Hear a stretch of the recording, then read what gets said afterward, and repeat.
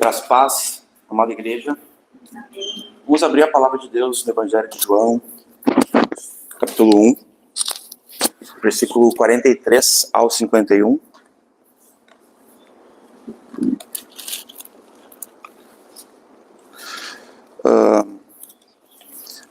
Só antes, podem segurar aí mesmo na leitura do texto. Eu só vou ler dois textos, vou mencionar aqui. Eu vou ler Gênesis 3, 8 e 9. Vou ler aqui no telão até para que os irmãos possam... Gênesis 3, 8. A palavra de Deus é assim, ó. E ouviram a voz do Senhor Deus, que passeava no jardim pela viração do dia, e esconderam-se Adão e sua mulher da presença do Senhor Deus, entre as árvores do jardim. Agora aqui presta atenção. E chamou, né? Deus o chamou, Deus os procurou. Esse é o sentido desse texto, tá? E chamou Deus a Adão e disse, onde estás? Né? Agora vamos abrir lá em Apocalipse, no último capítulo, no capítulo 22. Aqui, só para contextualizar os irmãos, eu vou ler aqui o versículo 7 primeiro, né? Eis que cedo vem, bem-aventurado aquele que guarda as palavras da profecia desse livro. Depois o 12, ó. E eis que cedo venho, né, e o meu galardão está comigo para dar a cada um segundo a sua obra. Eu sou o alfa, sou o ômega, o princípio e o fim, o primeiro e o derradeiro, né? Bem-aventurado aqueles que guardam os seus mandamentos para que tenham direito à árvore da vida e que possam entrar na cidade pelas portas. Detalhe, ele está dizendo que ele vem, ou seja, bem-aventurado, né? Bem-aventurado, perdão. Eis que cedo venho. Então, mais uma vez, né, a gente vê que a iniciativa é do Senhor. O Senhor vem na direção, o Senhor pergunta onde tu estás, é o Senhor que procura, é o Senhor que encontra. Tá, meus irmãos? Ao decorrer da Escritura, nós vamos ter outros textos que vão também coadunar, compartilhar com isso aqui. Por exemplo, Deus está com seus olhos sobre a terra, procurando, né, quem possa, né, viver diante dele, que tem um coração diante dele. Isso está no Antigo Testamento. E depois do Novo Testamento, foi orado aqui hoje uma oração que me parece ser de João 4, né? Que é que o Pai procura adoradores que o adorem em espírito e em verdade. Então o Pai procura. E também em João 15 vai dizer que ele nos escolheu, não foi nós que o escolhemos, né? A Bíblia vai dizer que ele nos amou primeiro. Enfim, eu poderia continuar aqui muito nesse contexto, para nós entendermos um princípio da Escritura, um princípio do nosso Deus. Quem estava perdido éramos nós, não ele. Então o homem não tem essa condição. Nenhum homem pode se salvar. Nenhum homem poderia, por iniciativa própria, produzir fé a ponto de vir a Deus e encontrar Deus nesse sentido. Não, nenhum homem. Mas, quando é que nós entendemos que o homem encontra ao Senhor? É quando ele recebe a mensagem do Evangelho de Cristo, que é o poder de Deus para salvá-lo, o seu entendimento é aberto, e aí sim ele decide. Que é o que nós dizemos que é uma decisão, porque nós não somos robôs, a gente não é, e ele decide se ele recebe ou não essa mensagem.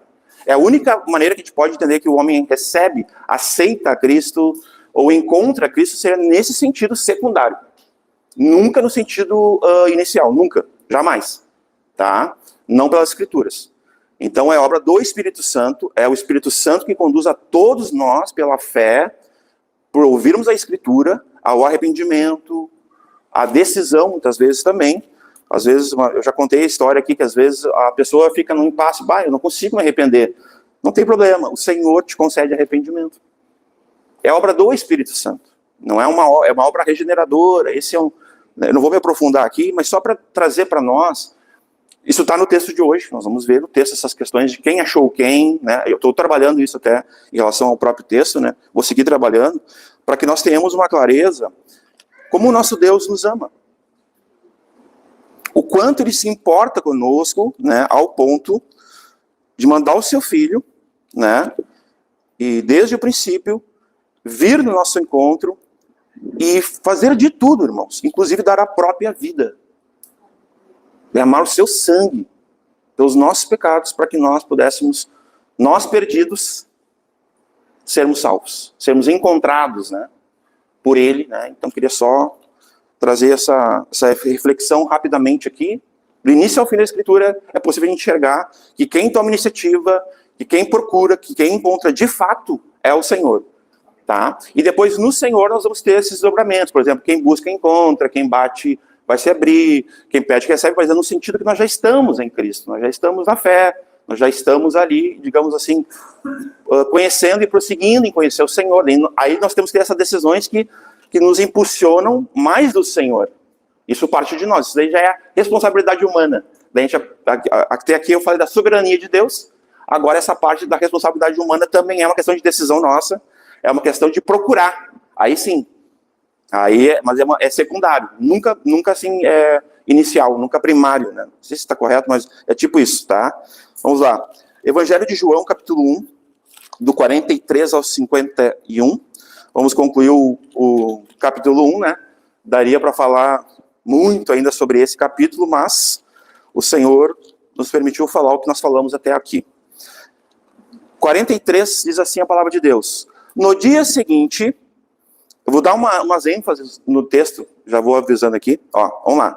No dia seguinte, quis, né, teve vontade, teve iniciativa, acompanhe comigo, Jesus ir a Galileia. E achou, ele achou, ele procurou e ele achou, né, a Filipe e disse-lhe, segue-me. E Filipe era de Betsaida, cidade de André e de Pedro.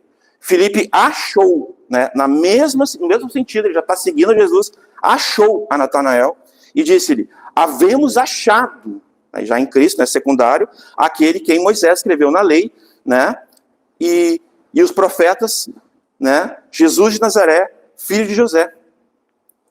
Disse-lhe Natanael, pode vir alguma coisa boa de Nazaré? Disse-lhe Filipe, vem e vê. Igual lá no versículo 39. 47. Viu Jesus a Natanael vir ter com ele e disse dele, eis aqui um verdadeiro israelita, a quem não há dolo. Agora é interessante que Filipe, que estava seguindo a Jesus, encontra e acha, já como discípulo de Jesus, como embaixador, como um pregador do evangelho, a Natanael, e aí Natanael vem a convite de Filipe. Aí sim, aí está vindo ao encontro de Jesus por causa da pregação do evangelho, que é o poder de Deus para a salvação, gera fé ao coração do que crê. Né? E Jesus viu a Natanael vir ter com ele e disse, eis aqui um verdadeiro israelita, em quem não há dolo. 48, disse-lhe Natanael, de onde me conheces tu? Jesus respondeu e disse-lhe, antes que Filipe te chamasse, ó, novamente aqui, ó, é antes que Jesus encontra as pessoas, os perdidos, né? Te vi eu, estando tu debaixo da figueira. Natanael respondeu e disse-lhe, olha só que interessante, aqui é tipo lá com Paulo e outras situações, que de pronto ele já reconhece quem é o Senhor, a partir dessa manifestação do poder. Olha só, ele fala assim, ó, e disse-lhe, Rabi, né, mestre, né, a gente já viu que é mestre no mesmo texto aqui, tu és o Filho de Deus, e tu és o Rei de Israel. De pronto, né, olha que interessante, já reconhece o senhorio, né. 50, Jesus respondeu e disse-lhe, porque te disse, vi-te debaixo da figueira crês? Coisas maiores do que estas verás. E disse-lhe, na verdade, né, amém e amém, né, tipo assim, né, eu vos digo que daqui em diante vereis o céu aberto, aleluia, e os anjos de Deus subindo e descendo sobre o Filho do Homem, amém, podeis assentar, vamos orar. Senhor Deus, obrigado porque em Cristo Jesus nós temos hoje os céus abertos sobre nós. E nós aprendemos com o Senhor Jesus que venha o teu reino e seja feita a tua vontade, assim na terra como no céu. Nos ensina essa noite pela tua palavra, nos ensina pelo teu Espírito, pela essa unção, que abra nosso entendimento essa noite para compreendermos o que a tua palavra diz, Senhor, a todos nós, que um dia fomos salvos, fomos alcançados por essa pregação, por esse evangelismo, por esse testemunho de Cristo através de alguém. Fala conosco, Pai, renova nosso entendimento, nossa mente, Pai, e traz, Senhor, a alegria da tua salvação, Senhor, e o teu entendimento pleno, Senhor, sobre o nosso compromisso com o Senhor. Assim como esses homens, esses discípulos, as mulheres também que nós conhecemos na Escritura, queremos viver piedosamente, queremos viver evangelisticamente, como aqueles que vão pregar o evangelho a todos. Em nome de Jesus nós oramos. Amém. Então, meus irmãos, hoje nós vamos concluir esse primeiro capítulo de João. Como eu disse, é um capítulo muito basilar. Ele embaseia todo o evangelho de João. E há quem diga que ele baseia todos os 4 evangelhos, né, mais os 3 sinóticos. A base do capítulo 1 de João, ela não é só para o evangelho de João. Ela é para Mateus, para Marcos, para Lucas. E se nós queremos ampliar, ela serve para todo o Novo Testamento também, tá, irmãos? Então, ampliando um pouquinho, daria também para isso. É uma base aqui. Então, por isso que teria muito a falar. O que a gente fez aqui, talvez, foi trazer, assim, não deixar... Foi um compromisso que nós tivemos de não deixar passar aquilo que era fundamental, né? Então, a gente tem procurado passar tudo que está intrínseco, né? Que está inferido ao texto. E esse é o compromisso que temos com a Escritura. Amém?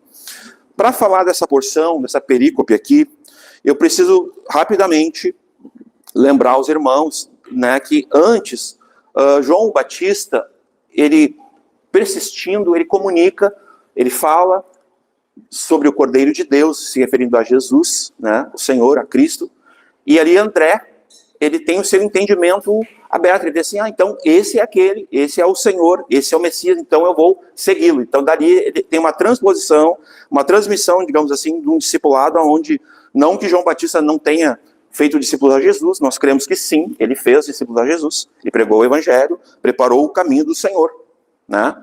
Mas, de fato, ali André viu, então é ele, então a partir de agora ele seguiu, até porque João Batista ele vai dizer, né, que a partir de agora que ele cresça e que eu diminua, é nesse sentido, para que os discípulos dele, né, que ele fazia a Cristo, seguissem a Cristo. Então André faz isso, ele vai e busca numa primeira esfera. Eu quero só dizer aqui que João Batista ele não era parente de André. Então ele era um conhecido, ele era um discipulador, né, João Batista, mas de fato eles não eram parentes. Então nós temos uma primeira esfera aqui de testemunho pessoal, de evangelismo. Agora nós temos ali a evangelização de Pedro, né? Daí eu já vou resumir essa primeira parte do 35 ao 42, que é sobre ela que eu estou falando aqui, do domingo passado. E nós temos ali a maneira como o encontro de Pedro com Jesus é tão fundamental para uma transformação, uma nova maneira de viver, que Jesus fala assim, ó, a partir de agora o teu nome, né, vai ser mudado. Jesus mudou o nome de Pedro.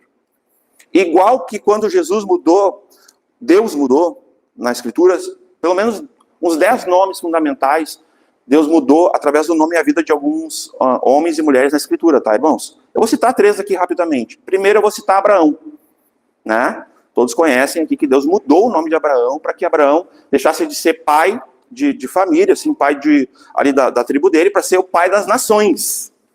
Por isso que é Abraão. Então tem um sentido aí. A mudança do nome não foi só algo titular, retórico, me fugiu aqui a palavra, mas foi algo significativo. Era para que Abraão tivesse um outro propósito de vida. A mesma coisa com Sara. Sara era estéril. E aí Deus mudou o nome dela, Saraí, para Sara, porque daí ela foi curada. Aí ela passou a poder conceber, né? Então é a mesma coisa. Mudou, digamos assim, o destino, que é uma palavra que eu não uso muito, mas mudou o senso, o propósito da vida de Sara, agora então. E também, por último, não menos importante, nós temos Jacó, que tem algumas implicações no texto aqui, né? Que era enganador, que era suplantador, que era alguém que era falso, mentia, né? Tinha toda uma falha de caráter. E Deus chama ele de Israel, quando ele tem aquela luta com o Senhor, né?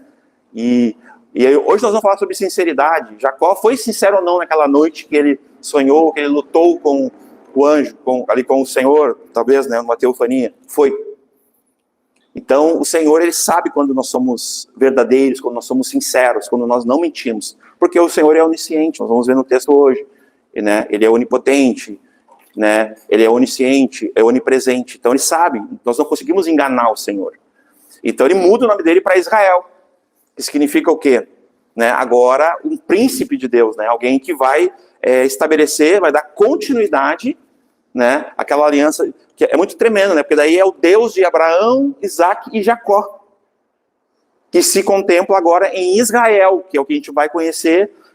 A expressão está aí, meus irmãos. Vejam um verdadeiro israelita. Olha aí, ó, uma deixa para os irmãos. É nesse sentido, porque ele consegue ver que ele é verdadeiro, Natanael. Ele não está dizendo que Natanael já o conhecia, já era um discípulo, já era salvo. Não é o que ele está dizendo. Ele está dizendo apenas que ele era verdadeiro. Tanto que nós vamos ver uma incredulidade, um ceticismo. Ele questiona ali, né, o Filipe. Nós vamos ver no texto isso, não sou eu que estou dizendo, né? Então ele não era, né, pelo que dá para enxergar, ele não conhecia o Senhor, o Messias. Ele não estava ainda, digamos, com o seu entendimento aberto, né, não tinha sido ainda convertido, ali, uma expressão mais atual, ao cristianismo, né, ao Senhor. Né? E muitos são como Natanael até hoje. Muitos enxergam a igreja, o evangelho, como Natanael até hoje. Né? Pode vir alguma coisa boa desse povo aí, né, de Nazaré, nós vamos entrar nesse detalhe também. Então até hoje a gente tem esse olhar. Então, dito isso, nós temos ali o final ali do 42, Jesus trocando o nome de Pedro. Assim como ele trocou de Abraão, assim como ele trocou de Sara, assim como ele trocou de Israel. Então, Pedro também está nessa categoria, viu, irmãos? Porque ali Pedro era tipo assim, era uma bomba prestes a explodir. Ele não tinha estabilidade, ele era volátil. Quando Jesus muda o nome de Pedro, ele muda a sorte dele, ele muda o destino, ele muda o caráter de Pedro, porque ele tem esse poder, né? Pedro recebeu ali o evangelho, e aí Pedro passa a ser Petros, firme, estável. Então tem uma mudança aqui. Aí Pedro realmente agora está como o Senhor queria. E não ia agir mais como ele queria, simplesmente, embora ainda tu vai ver uma progressividade ali quando Jesus vai corrigindo ele várias vezes, né? Pedro é o mesmo, aquele que Jesus fala assim, arreda Satanás, depois sobre essa pedra de ficarei meio, é o mesmo, mas tem uma mudança significativa, não só no nome, não a nível de título, mas a nível do caráter, da pessoa de Pedro, né? E agora sim, entrando no texto, ó, no dia 43, no dia seguinte, quis Jesus, né, então por iniciativa, né, esse quis aqui está muito bem traduzido, né, ele teve vontade de ir a Galileia, pela sua onisciência, né, e ele procura, ele encontra quem? Felipe. Ele teve a iniciativa, ele encontrou Felipe. Não foi Felipe que o encontrou. Amém?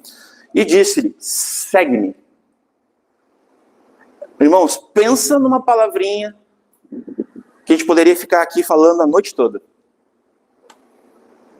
É essa palavra, segue-me. Ou siga-me, as duas palavras. Uma simples pesquisa na Bíblia, aparecem muitos textos. Né? Hoje eu não vou trazer todos esses textos, vou mencionar aqui alguns, mas um eu quero ler. Em Mateus 8, nós vamos ler a partir do 19. Ó, Jesus fez um convite a Felipe. Eu quero que os irmãos prestem atenção nisso aqui agora. Ó. Segue-me, ok? Nesse convite de Jesus a Felipe. Vamos lá. O versículo 19, né? Ó, e aproximando-se dele, um escriba disse-lhe, mestre, aonde quer que fores, eu te seguirei. De repente alguém ali que quis, né? Tipo assim, agora eu... Né? Que nem o pastor Michael citou hoje, né? Que os discípulos dizem, não, estarei contigo até o fim. Jamais te abandonarei. Promessas que o homem não pode cumprir, não consegue cumprir. A Escritura é prova disso. Porque o homem não só não pode se salvar, como o homem não podia salvar a Cristo. E eles fracassam nisso, eles não cumprem o que eles falaram. Principalmente Pedro, né? Que fica mais evidente na vida de Pedro essa questão, né? Então aqui esse é um escriba, né? Ele, Senhor, aonde tu for eu te seguirei. Todo, né? Digamos assim, todo eufórico talvez, porque ele viu ali o Senhor fazendo um monte de coisa, ele falou, eu quero, né? Lembra que Jesus falou nos evangelhos assim, ó, por causa do que eu dei de comer para vocês, por causa dos milagres, vocês querem me seguir, vocês estão, lembram disso? É nesse sentido aqui. Não era por causa do Senhor, não era por causa do evangelho, era por causa do que o Senhor tinha feito, tinha dado pão. Porque vai ter pessoas, meus irmãos, que vão vir ao Senhor só porque receberam pão. Não necessariamente receberam o evangelho. Conversava com o diácono André, e ele me contando uma história lá do Paraná, que uma igreja investiu numa Kombi, e dava refeição e buscava as pessoas em casa. Né? Até o dia que eu acho que deve ter dado um probleminha na Kombi, daí revelou o coração de todo mundo, nunca mais ninguém apareceu, porque para eles o que importava era o passeio. Era sair domingo à noite de casa e comer um lanche, e não o Senhor. Nunca foi o Senhor. Era só o pão que eles recebiam. Isso está nos evangelhos, isso não é uma impressão de uma igreja, não. Isso está nos evangelhos. Jesus viu isso e falou isso. Vocês vêm a mim porque eu dei de comer para vocês. Foi exatamente o que ele falou. Porque não está errado, irmãos. Eu não estou aqui fazendo um contraditório. Mas isso não pode ser a nossa motivação. Está bem longe disso. Porque ali é uma repreensão. Ali o Senhor está fazendo o quê? Está repreendendo eles. Você só vem a mim pelo que... Tipo, não é por quem eu sou. A conversa lá com a mulher samaritana, não é o caso, mas o que ele fala, se tu soubesse quem eu sou, quem pediria água para quem? Tu pediria água para mim, e não eu para ti. É isso que ele está dizendo lá. Ela não sabia quem ele era. Vamos lá, versículo 20. Que é um texto importante que a gente andou falando sobre ele, que é aquela questão... E aí, nós vamos comprar casas, nós vamos não sei o quê, não está proibido tudo, mas é um objetivo. Olha só que interessante, Jesus tinha casa. Nós denunciamos aqui um pastor que ele pregou que Jesus tinha casa na praia, que ele era um empresário bem-sucedido na área de carpintaria. Isso é tudo mentira, irmãos. Tudo mentira. Jesus não tinha casa na praia coisa nenhuma. Como é que a gente sabe? Vamos ler o texto. Olha o que Jesus está dizendo. E disse Jesus, as raposas têm seus covis, as aves do céu têm seus ninhos. Mas o Filho do Homem, quem é o Filho do Homem? Jesus. Vamos ver o que ele fala sobre ele mesmo, sobre essa questão de casa aqui. Não tem onde reclinar a cabeça, ou seja, ele não tem onde morar.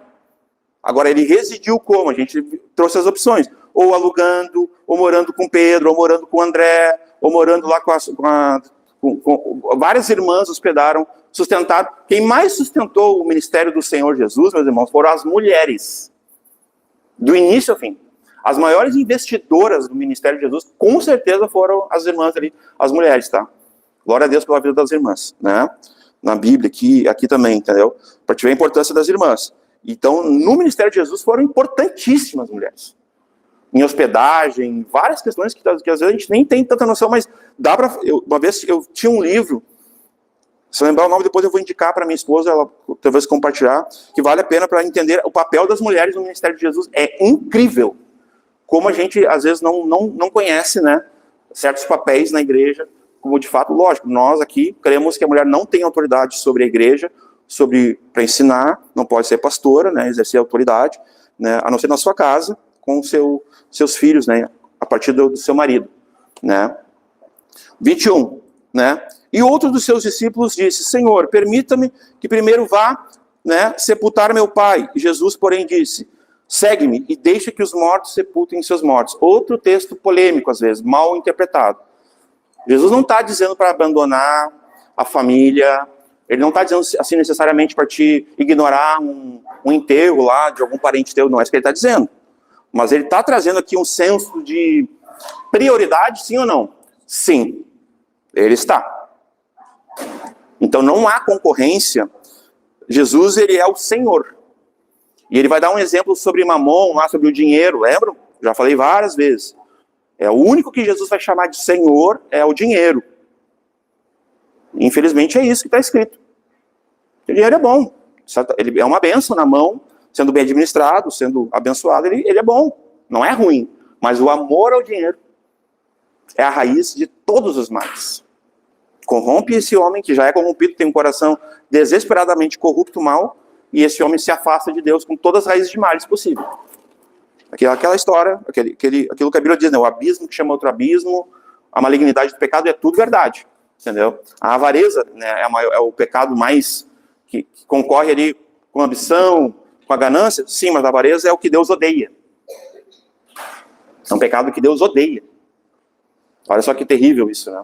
Deus odeia o avarento. Não é nenhuma questão assim, Deus reprova. Não, Deus odeia esse tipo de pessoa. Que tem esse tipo de coração, ganancioso, né? Ambicioso, que tudo é dinheiro, que tudo, né? E nesse sentido aqui, meus irmãos, é priorizar o Senhor e ter nele contentamento, suficiência, provisão, no sentido mais simples e mais básico possível. É ter o pão necessário, o que beber, o que comer, onde morar, o que vestir, né? Mesmo que seja de aluguel, mesmo que seja hospedado, isso não está simplesmente assim linkado a essa concepção do mundo de sucesso, de adquirir. Inclusive vai ter textos que vão revogar, vão construir isso aí. Por exemplo, trabalhai pela comida que não perece, não pela que perece. O texto é muito claro, quem é que falou isso? O Senhor Jesus. Trabalhai pela comida que traz a vida eterna. Porque essa é a comida que nunca vai cessar. E essa comida aqui, também vamos lembrar, quem não trabalha, que não coma. Né?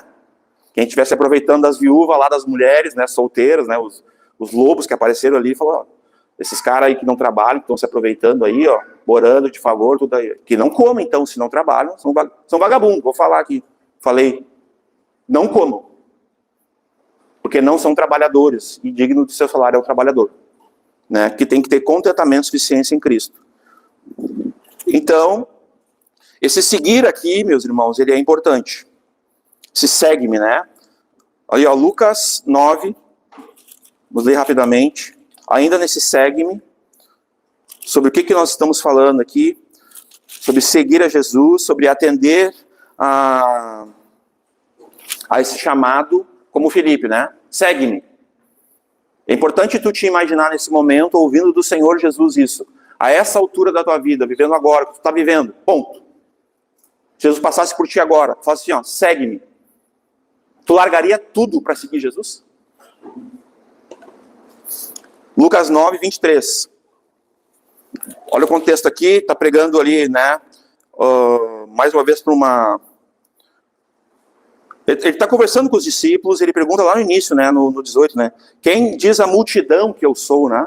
Aí eles vão conversando, daí olha o 23. E dizia a todos, se alguém quer vir após mim, né, no sentido secundário, que já sabe que ele está ali, mas agora querem segui-lo, né, negue-se a si mesmo. Tome a sua cruz, né, tome cada dia a sua cruz. Eu escolhi esse texto por causa disso. Então, todos os dias é dia de tomar a cruz. Obrigado, Sofia. Filha. E siga-me. Né? Ó, porque qualquer que quiser salvar sua vida, perdê-la-á. Mas qualquer que, por amor de mim, perder sua vida, salva-la-á. Né? Em outro texto vai dizer, por amor de mim e do evangelho, ou seja, da pregação, da obra de Deus. Também tem um outro texto que vai falar assim, tá? Ali, por amor, né, de mim e do evangelho. Vai salvar, né? 25. Porque o que aproveita ao homem granjear o mundo todo, né? Conquistar, adquirir, ajuntar, que vai lá em outro texto, né? Ajuntar riquezas aqui nessa terra, onde a traça, o ladrão e a ferrugem pode consumir. Ajuntem lá os tesouros nos céus, onde a traça, o ladrão e a ferrugem não pode alcançar, porque é para a vida eterna, o galardão eterno, a salvação em Jesus. Nada mais importante, nada mais suficiente que isso. Pela fé. O que aproveita o homem granjear o mundo todo, perdendo-se e prejudicando-se a si mesmo? Versículo 25. Amém? Estão comigo? Porque qualquer que de mim e das minhas palavras se envergonhar, já temos citado esse texto também, né? Hoje a gente está falando sobre evangelização, então esse texto aqui é muito importante, 26. Ó, porque qualquer que de mim e das minhas palavras se envergonhar, dele se envergonhará o Filho do Homem, né? Ou seja, eu mesmo, né? Quando vier na sua glória, né, e na do Pai e dos santos anjos, né?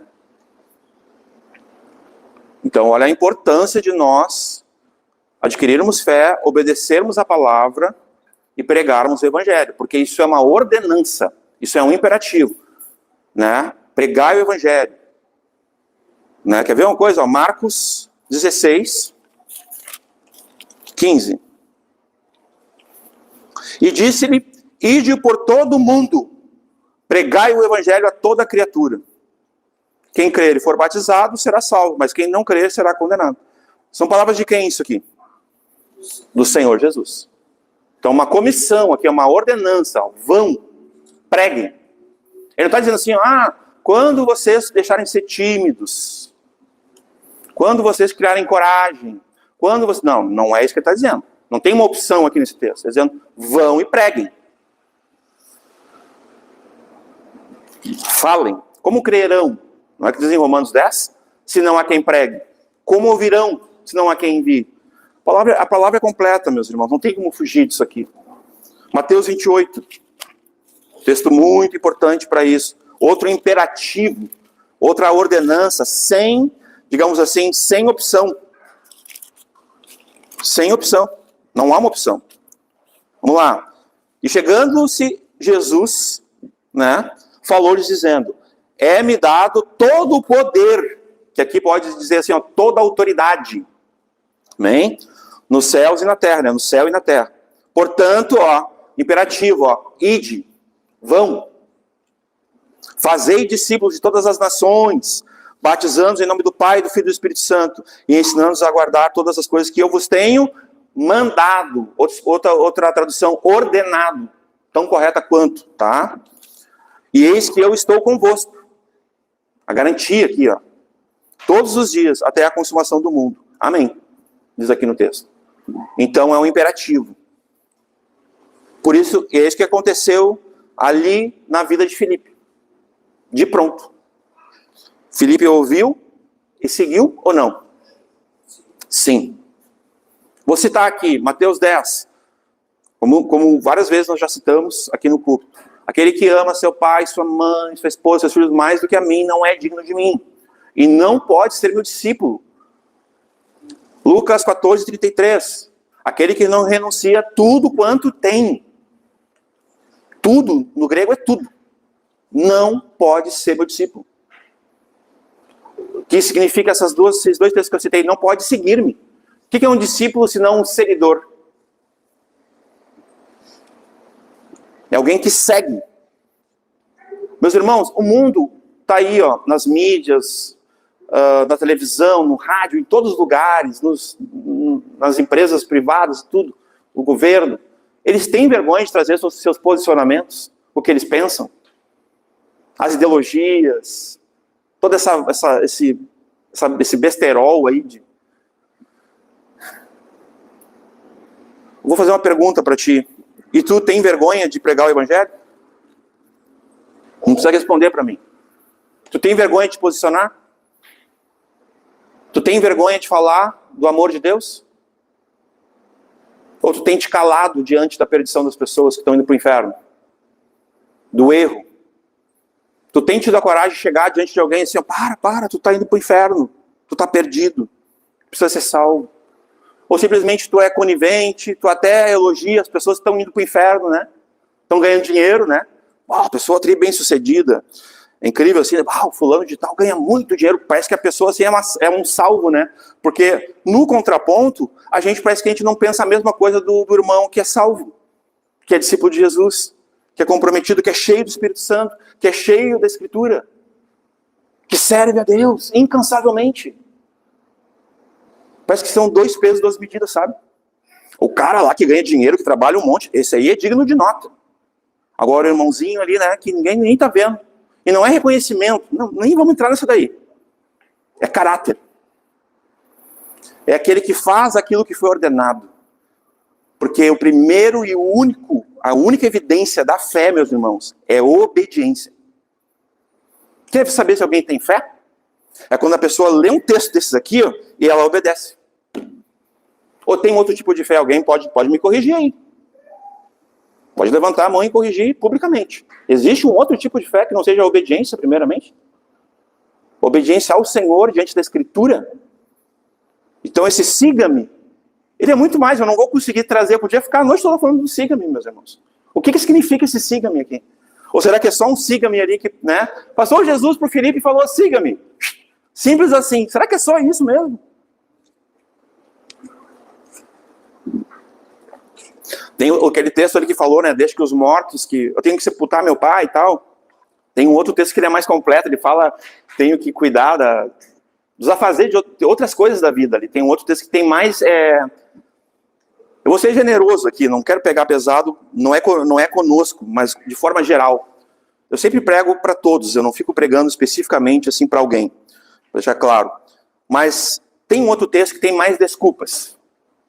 Tem. Inclusive tem a mesma desculpa ali, né? Agora eu vou te seguir, né? Mas primeiro eu vou... Lembra que no começo do texto fala assim, nós seguiremos aonde tu for, nós iremos, né? Só aqui, esse só aqui que é o detalhe, né? Deixa eu primeiro terminar a faculdade. Vou traduzir para hoje, né? Deixa eu primeiro me casar. Deixa primeiro eu comprar minha casa. Não é assim? Deixa primeiro eu ter sucesso, uma carreira. Aí depois eu me comprometo. É a mesma coisa. Esses textos eu chamo os textos das desculpas, que estão registrados por alguma razão de ensino para nós. Porque tudo quanto dantes foi escrito, para o nosso, né, para o vosso, para o nosso ensino foi escrito. Então aqui é uma questão negativa. São desculpas para não servir, para não seguir, para não obedecer, para não andar de fé em fé, para não em relação ao Senhor. Como eu falei, eu não vou ter tempo aqui, mas com certeza teria mais para falar sobre essa expressão, siga-me. Porque isso aconteceu com outros discípulos também. Mateus, né, lembram? Jesus passa por Mateus. Mateus era super bem sucedido, tipo um bancário. Tem dois aqui, Israel e o Michael, né? Tipo assim, tinha uma carreira, um publicano ali, né? Zaqueu também, Zaqueu também, né? Esqueci de Zaqueu aqui, né? Um baixinho, né? Subiu na árvore lá e tal. E, meus irmãos, Jesus passou por Mateus. Falou assim, ó, eu te revelo a bolsa de valores amanhã, tu vai ganhar 1000% se tu me seguir. E foi isso que ele falou para Mateus? Ele só passou por Mateus, olhou assim, segue-me. E continuou andando em Mateus ali cobrando.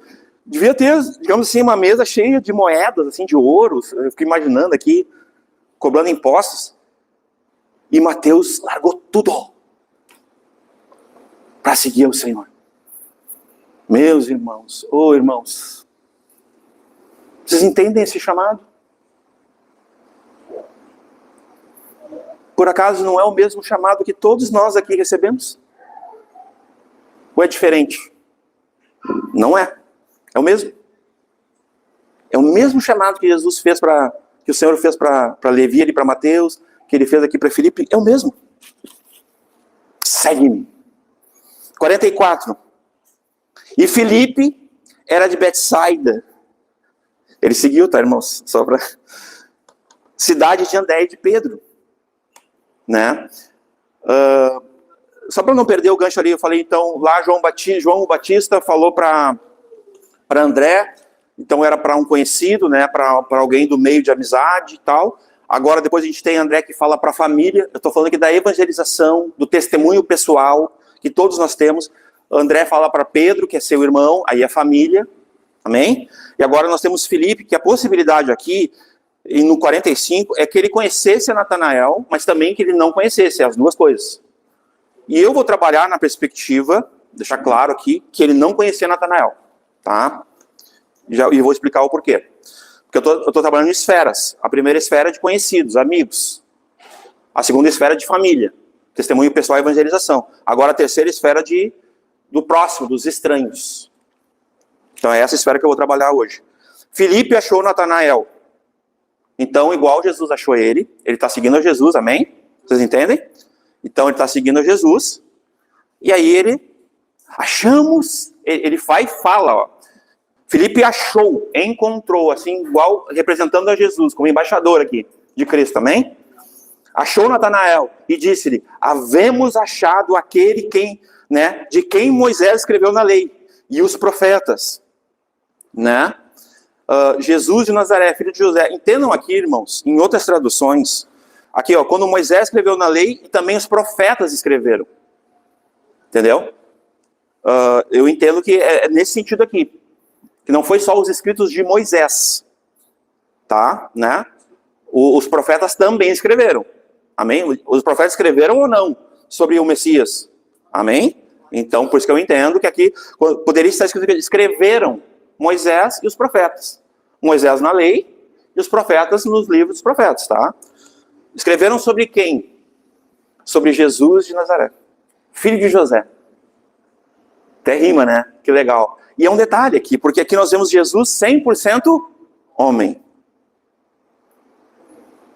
100% homem. Criado por José, mas não teve José por pai. Mas sim o Espírito Santo, que o gerou. Né? Então, Hoje nós temos aqui uma clareza que Deus age no improvável. Por quê? Vamos aqui. E disse Natanael. Natanael que ele vai demonstrar, meus irmãos, que ele tinha um conhecimento das Escrituras. Não é sem razão, não é simplesmente um ceticismo, uma incredulidade. Vejam bem, olha só, ele vai dizer assim, ó, disse Natanael, pode vir alguma coisa boa de Nazaré? Era tipo um ditado popular. Porque Nazaré era tipo assim, ó, pensa agora num lugar mais terrível que tu conheceu, ou lá em Viamão, ou em Sapucaia, ou não sei aonde, Porto Alegre, né, Alvorada, era tipo esse lugar aqui difamado, é nesse sentido aqui. E tem um certo preconceito, tem um preconceito aqui de Natanael, tá, vou deixar claro. Sabe por quê, irmãos? Porque quem conhecia a Escritura, onde é que Jesus nasceu? Belém. Então ele seria um belenito. Mas como é que Deus quis que ele fosse apresentado? Foi criado, né, e veio da onde? De Nazaré. Como nazareno. E outra, não é só João que está falando. Nós vamos ver aqui, Pilatos vai falar sobre, vai chamar Jesus de Nazaré. Nós vamos ver os demônios falando. Jesus Nazareno, porque que nós temos contigo, quer nos destruir? Os demônios, aqui é um sentido espiritual, tá, irmãos? Os demônios reconheceram, falaram, chamaram ele assim, Jesus Nazareno. E os anjos também. Os anjos também chamaram ele de Jesus Nazareno. E tem mais, gente. Eu quero mostrar para vocês que não é um título que aparece aqui sem sentido, não. Na Escritura vai ter, aqui, mostrando a providência de Deus, a soberania de Deus, em usar um improvável. Como usou Raabe, que era uma meretriz. Como usou tantos outros improváveis. Davi. É uma quebra, irmãos, é uma quebra de paradigmas. Qual era a cultura hebraica, a cultura de sempre no judaísmo? O primogênito, sim ou não? Sim ou não, irmãos? Não era sempre o primeiro? Tá, e como é que foi com Jacó? Jacó era mais velho? Não. José era o mais velho? Não. Vocês vêem uma quebra de paradigma aí? Deus não segue aos homens. Deus não segue a cultura dos homens, a vontade dos homens. Poderia citar outros exemplos aqui, o pastor Marco podia citar muito mais. Essa quebra de paradigmas do próprio Deus. Quem mais aqui era mais novo que Deus usou? Jacó era mais novo. Davi? Davi eu já falei? Eu falei, né? Davi era o, tipo assim, era o né? Mas tem mais aí. Que Deus pega e não usa o mais velho. Interessantíssimo isso. Abel. Quem era o mais velho? Caim ou Abel? Salomão não era o mais velho também. Deus foi usando para quebrar paradigmas, para mostrar. É nesse sentido aqui, Deus queria mostrar que de Nazaré pode vir sim, se ele quiser. Se Deus quiser. Né? E olha só a sabedoria que Deus deu, porque, vamos lá. Jesus viu Natanael, e disse a Natanael, pode vir alguma coisa boa de Nazaré? E disse-lhe Filipe. Filipe vai usar aqui o sintoma de quem anda, de quem conhece ao Senhor. Ele vai usar a mesma coisa que está lá no 39. Vamos ler o 39 primeiro. E lhes disse, vinde e vede. Meus irmãos, irmãos, testemunho pessoal, a evangelização começa assim. Se ainda tu tem uma dificuldade, tu não consegue ainda falar do propósito eterno, do plano de salvação, pelo menos tu pode usar essas duas palavras aqui. Estou propondo isso mesmo. Às vezes tu não consegue. Se eu não conseguir, eu vou fazer o seguinte, pai, eu não consigo ainda desenrolar, mas eu vou fazer o seguinte, eu vou levar lá o pastor Michael evangeliza. Vou levar lá que o Samuel, o Israel, o Cleverson vão evangelizar.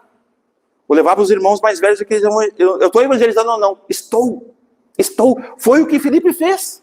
Ele seguiu o exemplo que Jesus deu uma deixa aqui. Ó. Quem falou vim de ver de primeira vez foi Jesus. Filipe reproduz isso. Irmãos, olha só. Olha a resposta de Filipe para Natanael. Natanael chega com uma pergunta teológica, irmãos. Não era sem sentido a pergunta de Natanael. Não era simplesmente incrédula ou né? Não, Natanael sabia o que estava falando. Pode ter certeza, porque depois, quando ele fala... Vamos ver aqui. Aí olha só o que Filipe responde. O final do versículo 46. Vem e vê. Igual ao Senhor. Vem e vê. Para nós homens aqui. Estiver evangelizando. Lá na escola, lá. Faltou palavras. Disse para o irmão, disse para para o contato, para a pessoa que está evangelizando, cara, vem e vê. Tu quer ver como é que é viver com Jesus? Vem, anda comigo. Sede meus imitadores, assim como eu sou de Cristo. Como disse o apóstolo Paulo. Vem ver como eu trato a minha esposa, como eu crio meus filhos, como eu sou no meu trabalho, como eu sou com a vizinhança, com os irmãos. Vem ver. Que tal?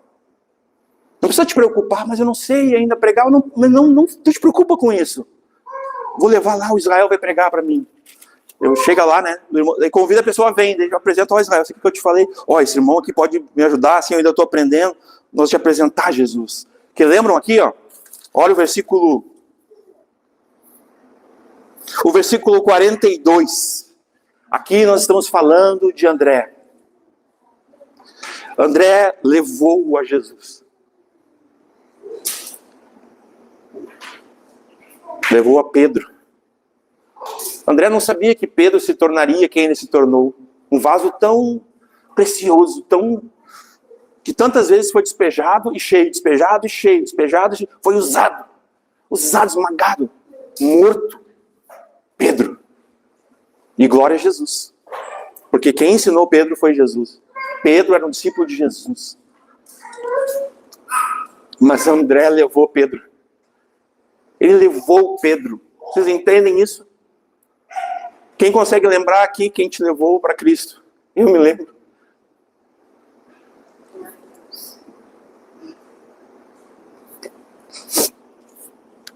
Minha mãe.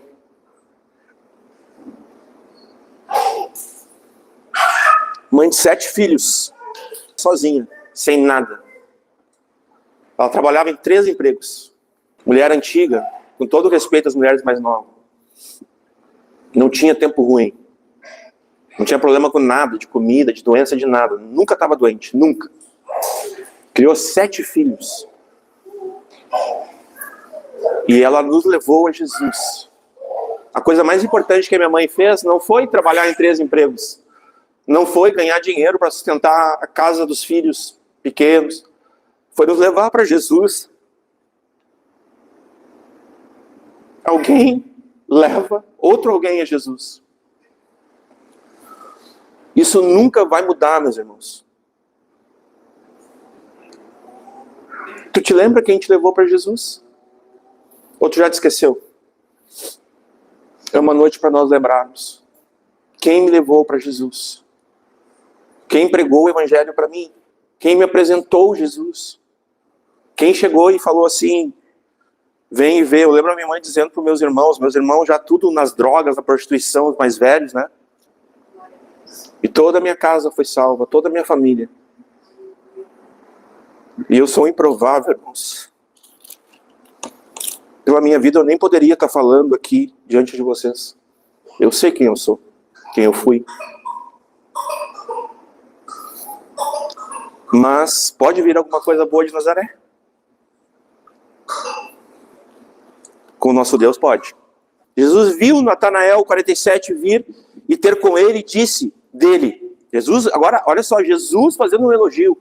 Eis aqui alguém, um verdadeiro israelita, em quem não há dolo. Alguém verdadeiro. Alguém que não está enrolando. Alguém que não é falso.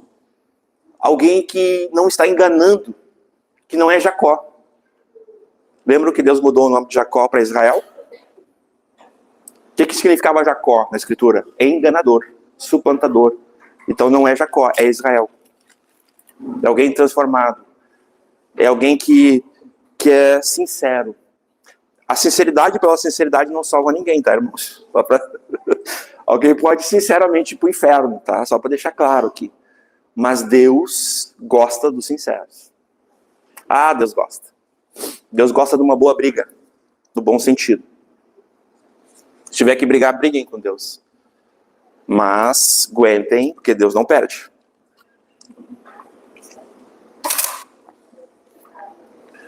Jacó que eu diga.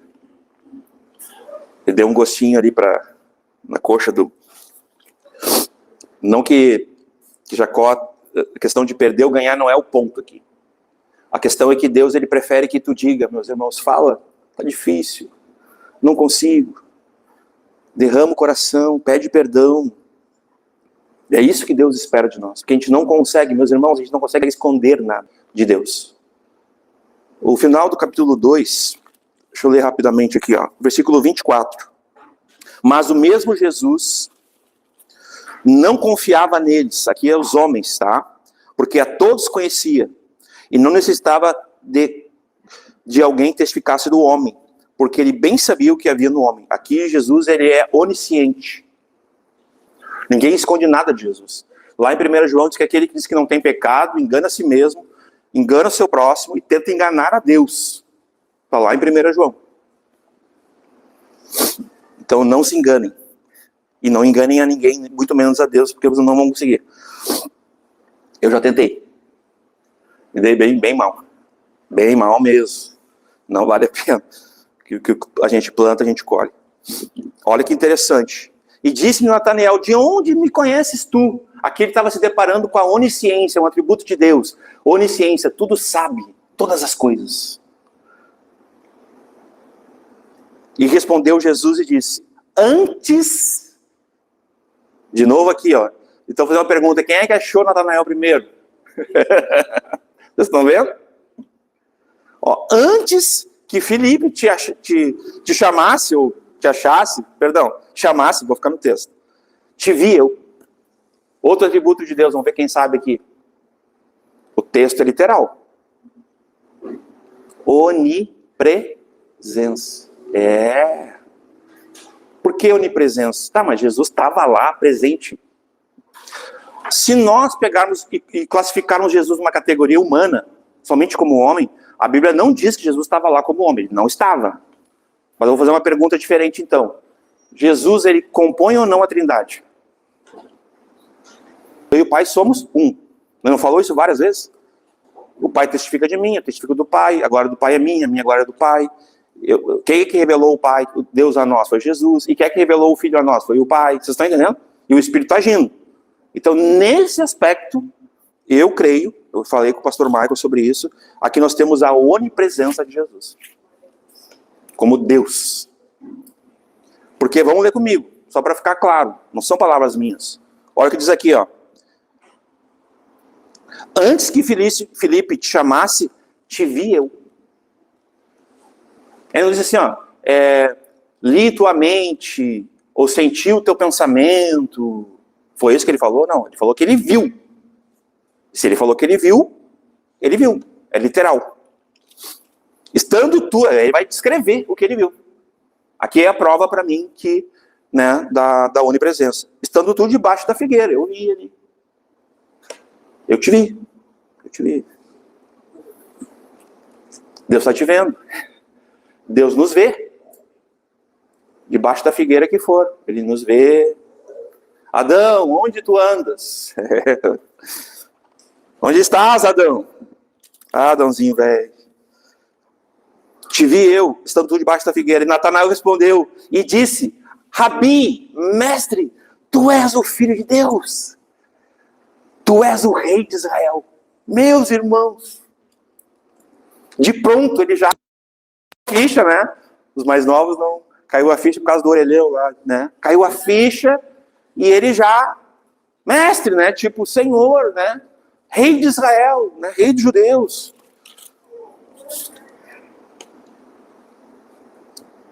E respondeu Jesus e disse-lhe, por que te disse, vi-te? De novo ele afirmando, debaixo da figueira cresce. Veja bem, eu não entendo aqui que Jesus está repreendendo Natanael, tá, irmãos? Olha só. Coisas maiores do que essa verás, entendeu? Não sei se parece para vocês, não é muito a minha linha, assim, mas é uma coisa mais motivacional. Isso não é nada, tipo assim, o melhor está por... Jesus pode falar isso, o melhor está por vir. Então aqui o sentido para mim não é um sentido negativo, assim, não, é positivo. Se por isso tu tá, né?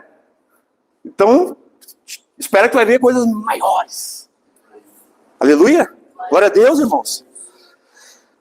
Maiores, coisas maiores do que estas verás. Glória a Deus. E disse-lhe, na verdade vos digo, que daqui em diante vereis o céu aberto, É o momento de inaugurações, eu já falei anteriormente, as inaugurações, porque logo vai ser derramado o Espírito Santo.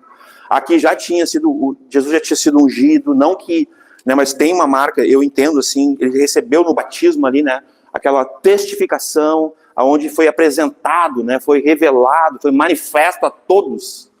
Jesus, né, o início do ministério público dele. Esse é o sentido aqui. É o momento de inaugurações. O reino chegado, o Messias chegado, o mestre. Quem são nossos mestres? A quem tu tem inclinado os teus ouvidos? Jesus é o teu mestre? É ele que tu segue?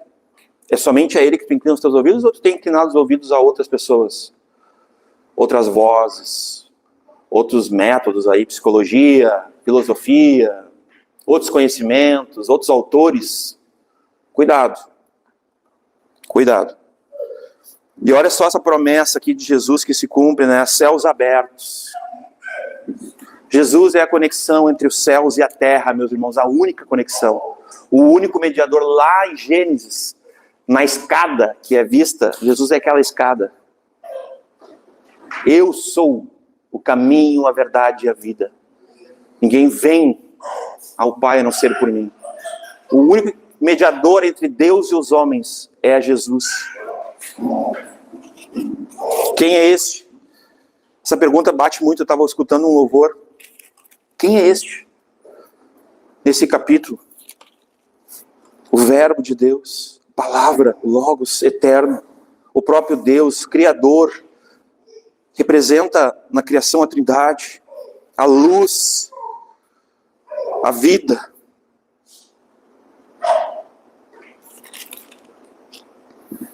Jesus de Nazaré, o Messias, né, o Cristo, o Cordeiro de Deus, que tira o pecado do mundo. Quem é este? O Mestre, o Rei de Israel. E tantas coisas que a gente poderia falar, meus irmãos. Isso aqui é só no capítulo 1. O profeta. E nesse caso de ungido aqui, hoje lembrávamos, conversando, o pastor Michael e eu, ele é o Rei, Rei dos Reis, Rei de Reis. Ele é o profeta do cumprimento lá, que Moisés prediz lá, como profeta primeiro. E ele é o sacerdote, o único. Ele é o Messias. Ele é Jesus, o Cristo, o Filho de Deus. E uma coisa que não podes aperceber: no princípio era o verbo, e o verbo estava com Deus, e o verbo era Deus. Ele é Deus. Eu quero ler o último versículo e eu concluo. João 20, 30 a 31. Jesus, pois, operou também na presença de seus discípulos muitos outros sinais que não estão escritos nesse livro. Mas estes, porém, foram escritos para que creiais que Jesus é o Cristo, é o Messias, o ungido, o Filho de Deus, e para que, crendo, tenhais vida em seu nome. Amém.